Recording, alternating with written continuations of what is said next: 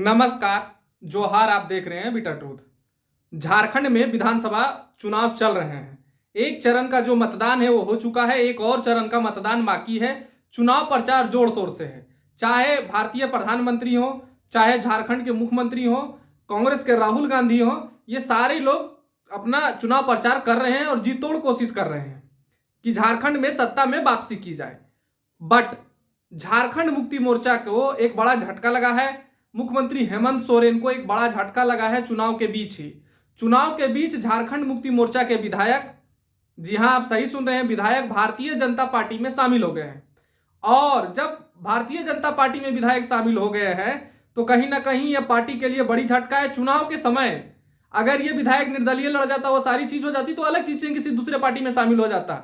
ठीक चुनाव से कुछ ही दिन पहले 20 तारीख को चुनाव होना है और कल एक विधायक भारतीय जनता पार्टी में शामिल हो गया। और ये जो विधायक है इनका गहरा नाता रहा है झारखंड मुक्ति मोर्चा से। और जहां से वो शामिल हुए हैं वहां पर ईसाई मतदाता की भी बड़ी आबादी है। तो ये सारी चीज मैं आपको बताऊंगा कि आखिर हुआ क्या। झारखंड का संथाल परगना में आता है लिट्टीपाड़ा विधानसभा क्षेत्र। और आपको पता है कि लिट्टीपाड़ा विधानसभा क्षेत्र इसलिए भी फेमस है क्योंकि, है ना, यहां पर जो साइमन मारांडी झारखंड मुक्ति मोर्चा के, जो कहते हैं ना कि कद्दावर नेता रहे झारखंड में, शिबू सोरेन को की पार्टी, झारखंड मुक्ति मोर्चा जो पार्टी थी उसको संथाल परगना में पॉपुलर बनाने में शिबू सोरेन, गुरुजी शिबू सोरेन को बहुत बड़ा साथ दिया गया था। वो थे साइमन मारांडी। साइमन मारांडी कई बार विधायक रहे, उनकी पत्नी विधायक रही, ये सांसद रहे। और उनके बेटा ने 2019 में चुनाव जीत दर्ज की थी लिट्टीपाड़ा विधानसभा क्षेत्र से झारखंड मुक्ति मोर्चा के टिकट पर। इस बार क्या हुआ कि झारखंड मुक्ति मोर्चा ने लिट्टीपाड़ा विधानसभा क्षेत्र से उनके बेटे जो दिनेश विलियम मारांडी थे उनका टिकट काट दिया और वहां पर हेमलाल मुर्मू को चुनाव मैदान में उतारा। अब जब टिकट, देखिए यहां पर झारखंड मुक्ति मोर्चा से कुछ मिसमैनेजमेंट हुई है ना। अब इसको मिसमैनेजमेंट बोलिए या सोची सहती रणनीति बोलिए, ये तो आप पे निर्भर करता है। ये रणनीति भी हो सकती है क्योंकि राजनीति में कोई भी कदम अनायास ही नहीं उठाए जाते हैं। लिट्टीपाड़ा विधानसभा क्षेत्र जो है वहां पर ये विधायक थे, 2019 में जीते थे कौन, साइमन मारांडी के बेटे दिनेश विलियम मारांडी। दिनेश विलियम मारांडी तो 2019 में जीते थे क्योंकि तब अस्वस्थ चल रहे थे या वो वृद्ध हो चुके थे। साइमन मारांडी 2021 में उनकी मृत्यु भी हो गई। लेकिन झारखंड मुक्ति मोर्चा ने इनका टिकट काट दिया 2024 के विधानसभा में।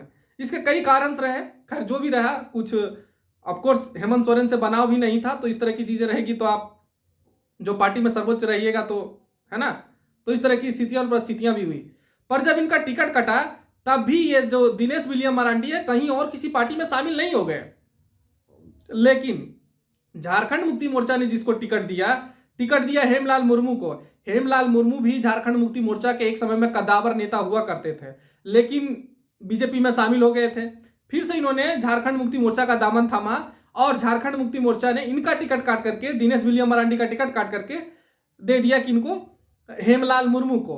जब हेमलाल मुर्मू वहां से उम्मीदवार बने तो हेमलाल मुर्मू ने कई मौकों पर जो दिनेश विलियम मारांडी है उनको घेरा, उनके कामों को घेरा। उन्होंने एक तरह से कहिए कि मजबूर कर दिया कि वो पार्टी छोड़ दें दिनेश विलियम मारांडी को, क्योंकि इनके कामों को उन्होंने घेरा कि भाई उन्होंने पेयजल की व्यवस्था, बहुत सारी चीजें इन्होंने, कोई एक तरह से इन्होंने काम नहीं किए, इसलिए हमको पार्टी ने भेजा है, हम आपके काम करेंगे।